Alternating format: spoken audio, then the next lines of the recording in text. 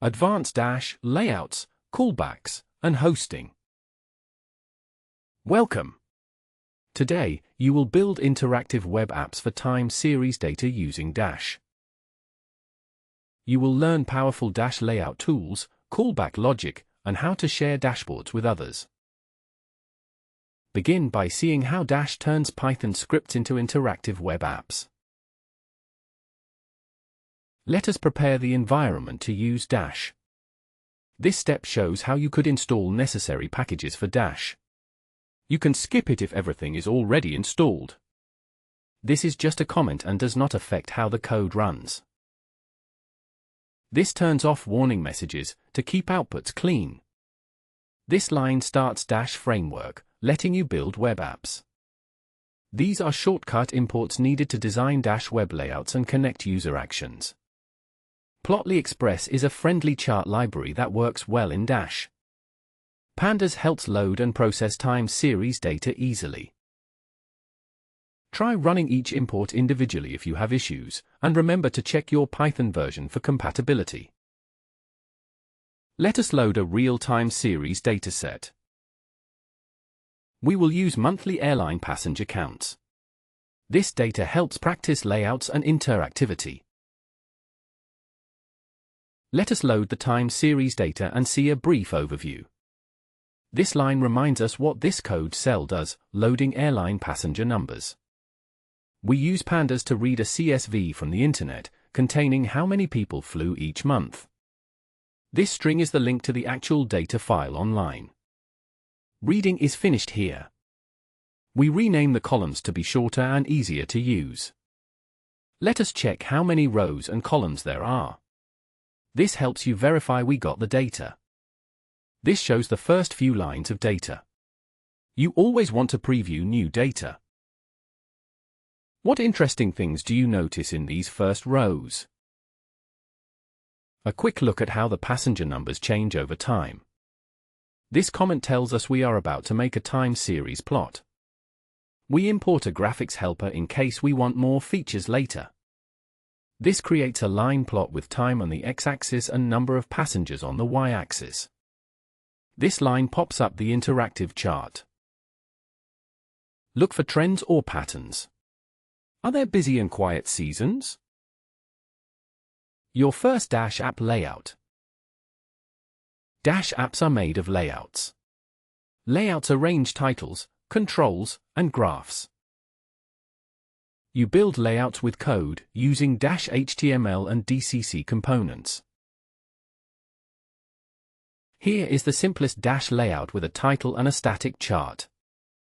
We will build the most basic Dash app, just to see how a layout is defined. This starts our Dash app instance. This starts the main outline for the app UI, everything goes inside this div. A big heading appears at the top, explaining what the chart is. This line shows our interactive chart in the app. This closes the div structure. How might you add more sections or text? Let us try to actually see our app in the browser. This comment shows you where the app actually starts running. You need to remove the hash to launch it and open in your web browser. After running, go to http://127.0.0.1:8050 in your web browser. Adding inputs and user controls. Apps become interactive when you add user controls like sliders, drop-downs, or buttons. Next, let us add a drop-down to select a time window. This part adds a drop-down list to let the user select any month in the series. Let us collect all months from our data as simple strings. This grabs all the month values so we can make them options. Let us rebuild our layout and insert a drop-down before the chart. This title stays on top of the app. The drop-down lets users pick one month at a time. This gives the drop-down a name the code will use. Here, every month becomes an option the user can select. We set the first month as the initial value when the app starts. Setting clearable to false hides the X button. This ends the drop-down control. The chart will update later depending on drop-down selections. Close the top-level div. Imagine changing the graph based on your selection. What insights could that reveal? Dash callbacks, making things interactive. Dash uses callbacks to connect controls to outputs. A callback watches for changes and updates the layout. Let us make the graph update when you pick a month. Here is how Dash listens for drop-down changes and updates the graph. This comment says the function will link the drop-down to the chart. The decorator marks a callback, which gets triggered by user actions. This states that the chart's figure is the target to update. This is the drop-down selected value, which will trigger changes. This ends the callback setup. This function's job is to update the chart as the selection changes. We filter the data to only show months up to the selected one. A new plotly line plot is made showing just these rows. The chart headline also updates to provide context. Finally, we return the new chart for Dash to display. What other drop-downs or controls could you imagine adding? Error handling in Dash apps. Sometimes, a user might select empty data or cause errors. Let us make our callback safe to avoid app crashes. This code handles situations where the filtered data might be empty.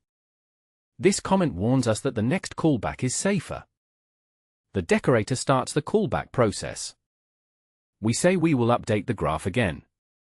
We say the source is again the drop-down control. This ends the decorator. The function now has safe in its name to show it is improved. Here we filter the data frame as before. If no rows match, we create a blank chart with a message. The chart will display a title telling users no data were found. If there are rows, we make the usual line chart. The chart's title updates with the chosen month. This hands the new figure back to Dash. How could you alert users about other types of input errors? Dash layout, organizing with rows and columns. Dash layouts can arrange elements in rows, columns, or tabs. Let us add two graphs side by side. This layout splits your app into two columns with charts next to each other. This comment reminds us how we are arranging elements this time. This starts the new outer container. This line adds a heading. The inner div will hold two separate chart areas. First graph appears on the left side of the app. Second graph shows on the right side. This sets CSS style to arrange children horizontally with spacing. This closes the main outer container. Try putting different plots or controls in each position to compare data.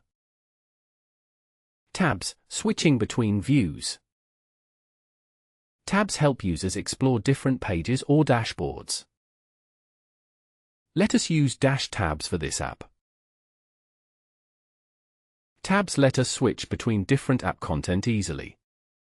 This comment starts the process of adding tabs for navigation. The main Dash div still wraps the full layout. We define a set of 3 tabs for the user to pick from. First tab will show a general overview of the data.